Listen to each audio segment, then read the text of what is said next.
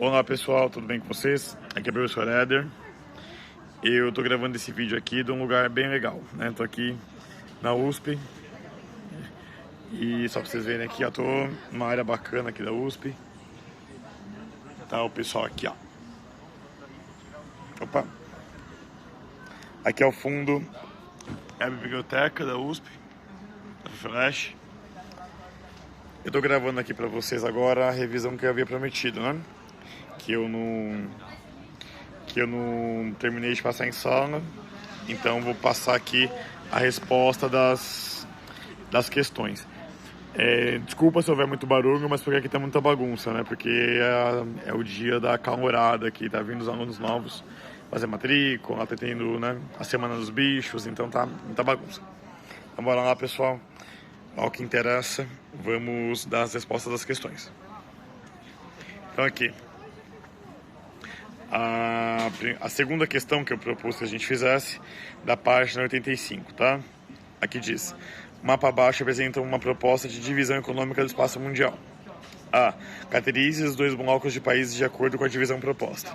Então, pessoal, é o seguinte, a resposta dessa aqui, nós temos a divisão norte e sul, né? Aqui no caso a divisão norte são os países desenvolvidos e o sul são os países considerados subdesenvolvidos. O norte estão aqui os países da América do Norte, né? Estados Unidos e Canadá, no caso, Europa Ocidental, parte da Rússia e Austrália, né? Japão e Austrália. E o restante dos países do sul, que são os considerados subdesenvolvidos ou em desenvolvimento, temos aqui América Central e do Sul, África, a maior parte da Ásia e Oceania, certo? Então vamos para a B. Qualquer proposta de divisão tem suas deficiências e limitações. O mundo é demasiado complexo para ser simplesmente dividido em termos econômicos entre norte e sul. Escolha um país da Europa ou da Ásia que tenha características diferentes das do bloco em que está colocado e justifica essa opção. Então, pessoal, é o seguinte, a gente pode escolher aqui, nos países do norte, a gente pode escolher a Rússia, por exemplo. A Rússia é um país que tem uma economia bastante fragilizada, entre aspas, né? Ela não é uma economia desenvolvida, como os países da Europa Ocidental e nem dos Estados Unidos. E por mais ela está aqui na divisão no mundo norte, né? Na área desenvolvida.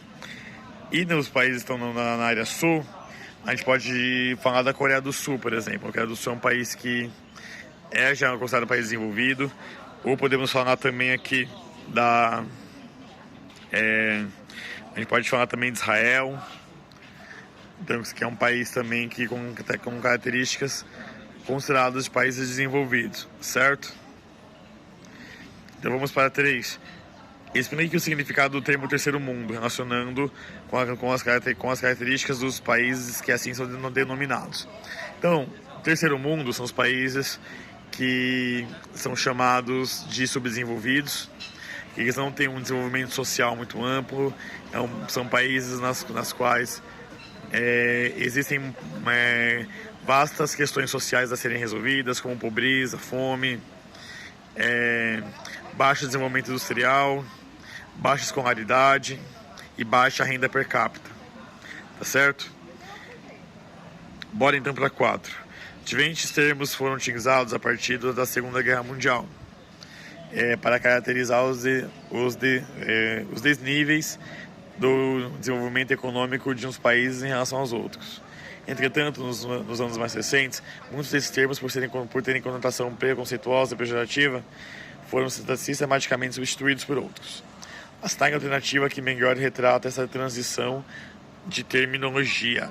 Então, a melhor resposta aqui é a letra E, porque países subdesenvolvidos para países de desenvolvimento, explorados, dominados e de economia dependente. Então antes era normal chamar os países mais pobres de subdesenvolvidos. Só que essa palavra subdesenvolvido, ela carrega um grande estigma de preconceito com esses países. Então decidiu-se mudar a nomenclatura para países em desenvolvimento.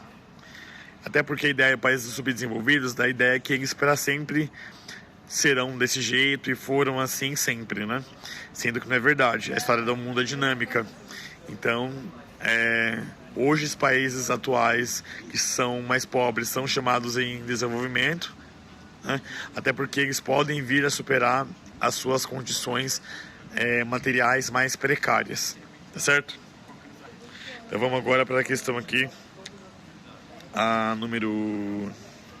Agora eu vou a outra página, né? Aqui é a 86.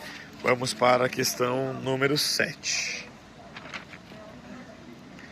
Aqui o Programa das Nações Unidas para o Desenvolvimento elaborou o relatório de desenvolvimento humano, no qual foi extraído os trechos a seguir. O quinto da população mundial vive nos países de renda mais elevada, tinha 86% do PIB mundial, enquanto o quinto do menor da renda, apenas 1%. 82% das exportações mundiais, enquanto o quinto menor da renda... Peraí, pessoal, perdão. Então aqui, vou voltar a essa questão. Então aqui diz o seguinte, o texto: o quinto da população mundial que vive nos países de renda mais elevada tinha 86% do PIB mundial, enquanto o quinto do menor, o quinto de menor renda, apenas 1%. Então eles tinham também 82% das exportações mundiais, enquanto o quinto de menor renda, apenas 1%. 74% de linhas telefônicas mundiais, enquanto o quinto da menor renda, apenas 1,5%. 93,3% de conexões com a internet, enquanto o quinto de menor renda, apenas 0,2%. Ou seja, existe uma disparidade muito grande, né, entre os países de renda mais elevada e os de renda menor. Os de renda mais elevada, eles possuem a maior parte das exportações, a maior parte da conexão global, né, seja na conexão de mercados, a conexão via comunicação, internet, telefone, enfim. Então eles estão numa situação muito mais privilegiada, esses países desenvolvidos, do que a maioria do restante do mundo. E aqui a pergunta diz: de acordo com esse trecho do relatório, o cenário do desenvolvimento humano mundial foi caracterizado pela... Então, aqui está a resposta certa, a letra D: crescente concentração de renda, recursos e riqueza. Ou seja, a globalização ela não promoveu a igualdade entre as pessoas. Na verdade, a globalização até aprofundou as desigualdades. Embora tenha gerado muita riqueza, essa riqueza, a maior parte dela permanece concentrada nas mãos de poucos, certo? E aí, pessoal, temos aqui agora a letra 8. A letra 8 diz: de acordo com a charge de seus conhecimentos sobre a economia mundial, assinale a alternativa correta. Então, na charge aqui, temos aqui o norte, na parte norte do globo, as pessoas ricas festejando, e o sul, temos uma pessoa pobre batendo com a vassoura no teto, né, para que eles parem de fazer barulho e bagunça. Então, essa imagem representa o quê? Ela representa mais a letra B. O processo de globalização não atenua as diferenças socioeconômicas entre países ricos e pobres. Certo? E aqui, pessoal, também agora vamos para outra questão, que é a 9. A 9, pessoal, um pouquinho, aqui mostrando um barulhinho. Beleza. Então, pessoal, é o seguinte. A questão 9 diz o seguinte. Eu vou ler aqui com vocês. Peraí, vamos mudar de lugar. Aqui tá melhor pra falar. Aqui tá menos barulho. Valeu. Então aqui é a questão número 9. Diz o seguinte. Aqui tem uma charge, que eu não vou ler a charge inteira, né? Porque ela é meio longa. E aqui aqui temos o que? O enunciado diz: cada uma das personagens adota uma forma diferente de designar os países não desenvolvidos. Porém, atualmente tem sido adotada a terminologia países e desenvolvimento. Por quê? É a letra C, pessoal, que indica que os países estão em processo de desenvolvimento, reduzindo o estigma inerente ao termo subdesenvolvidos. Tá? Quando fala a palavra inerente significa que é característica de alguma coisa. Algo inerente a alguém é uma característica que é marcante sobre alguém ou alguma coisa, tá certo? Então, Vai beber uma aguinha, pessoal.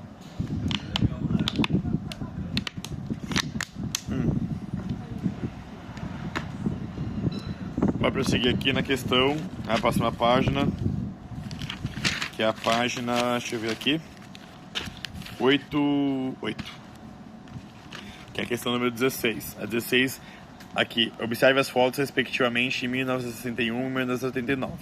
Então, pessoal, a primeira imagem, em 1961, é a construção do Muro de Berlim. Em 89, é a derrubada do muro. Aqui a questão, as imagens podem ser utilizadas para a letra D, simbolizar o acirramento e o fim da Guerra Fria. Certo? Porque quando o muro foi construído, a Guerra Fria estava acirrada, estava no auge das disputas entre União Soviética e Estados Unidos. E na segunda imagem é quando o mundo comunista perde a guerra contra o mundo capitalista e esse muro é derrubado. Certo? Então, portanto, a letra D, a número 16 é a letra D. Bora então agora para outras questões aqui, já estamos acabando, hein? Aqui nós no na 22 temos um mapa com diversas direções. Esse mapa aqui, ele vai falar da economia mundial, certo? Então, aqui temos a região de foco de crescimento, que é a Europa, parte aqui da Rússia, Estados Unidos e a Ásia. Aqui a Ásia temos China e Tóquio, né, no Japão. E essas são as focos de crescimento. Temos principais correntes de influência. Essa corrente de influência mostra como esses países mais ricos eles influenciam a cultura de outros, né? Então aqui diz o seguinte: as tendências atuais da economia mundial e os fatos expressos no mapa indicam que haverá o que, pessoal? Aqui indica que haverá multipolaridade. Então, estamos hoje num mundo unipolar em termos militares. Estados Unidos é uma potência militar incontestavelmente, mas econômico, temos uma hegemonia norte-americana, porém mais participantes no jogo econômico, né? Com outros grupos que possuem muita força, como a Alemanha, Japão, né? São países que têm muita força econômica também. Mas a questão número 22 é a outra resposta. Aqui é a resposta que é a letra C. A multipolaridade com a definição de muitos centros de influência, a globalização da economia. Certo? Vamos então para 23. O G20 é o grupo que reúne os países do G7 mais industrializados: Estados Unidos, Japão, Alemanha, França, Reino Unido, Itália e Canadá, a União Europeia e os principais emergentes: Brasil, Rússia, Índia, China, África do Sul, Arábia Saudita, Argentina, Austrália, Coreia do Sul, Indonésia, México e Turquia. Esse grupo de países vem ganhando força nos fóruns internacionais de decisão e consulta. Então, esses grupos aqui do G20, eles buscam incluir outros países, né, que não fazem parte dos 7 mais ricos. E agora também tem uma questão importante. Eles querem realizar um projeto de longo prazo, né, aqui no G20, né? Esse projeto é simplesmente, basicamente, que os países eles possam usar o G20 como fórum e plataforma para debate e resolução dos seus problemas econômicos, tá certo? Mas aqui pensando, pessoal, o termo criado em 2001, que é o G20, né? Foi para referir-se aos países que... Então, aqui é a letra A, pessoal, apresentam características econômicas promissoras para a próxima década. Então temos aqui o 24, que é 4 grandes desafios da regionalização. Então, limitar a erosão, aqui sendo submetido o Estado mediante a recuperação da capacidade de regulação. 2. Recuperar o papel da acumulação capitalista nacional, privada e estatal em relação ao acúmulo mundializado, corporações transnacionais, para o desenvolvimento nacional.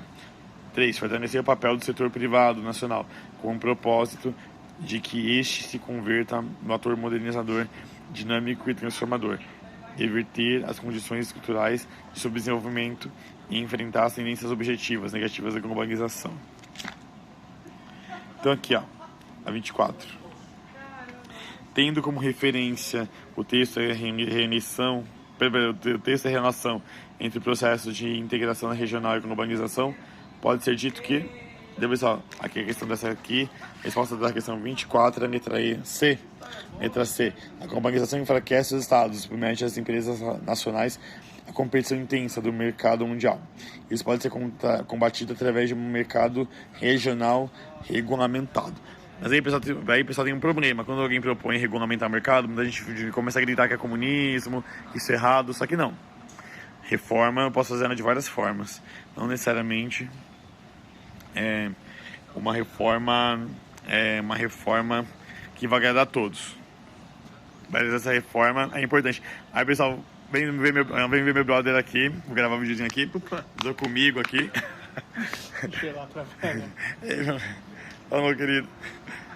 Aqui. Então, é o seguinte.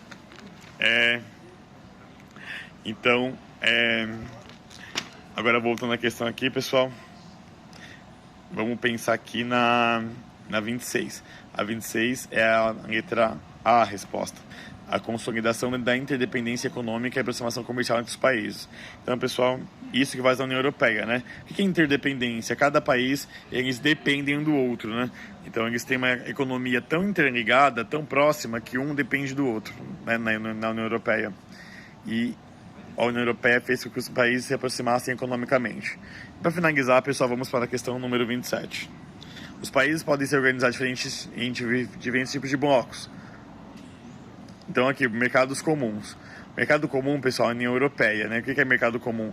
Esse mercado comum, as pessoas podem comprar em qualquer um dos países que sem haver taxa ou nenhuma represália, né? Temos aqui uniões econômicas e monetárias, ou seja, a União Econômica e Monetária é a zona do euro, da União Europeia, né? Então temos aqui que alguns países adotam o euro na União Europeia.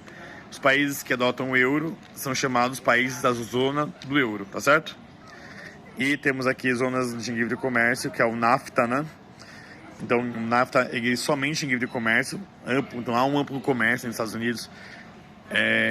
Unidos, Canadá e México, mas os Estados Unidos não querem circulação livre de pessoas, né? Porque eles não querem mexicanos circulando por lá, né? E temos zonas de livre comércio. É a União Aduaneira. A União Aduaneira, pessoal, que é a 4, é o Mercosul. Ou seja, as taxas de importação e exportação, elas têm a mesma taxa entre todos os membros, né? E há desconto e um membro do país, se quiser exportar para outro, paga mais barato. Tá claro, pessoal? Então aqui, a resposta certa, podemos assinalar respectivamente, como exemplo, a letra A. Beleza? Que é a União Europeia, o SMCA, que é o ex-NAFTA, e o Mercosul. Então, pessoal, espero que tenha ajudado vocês na resolução, respondido algumas questões, e fiquem bem, que agora eu vou também estudar, beleza? Beijo para todos, tchau!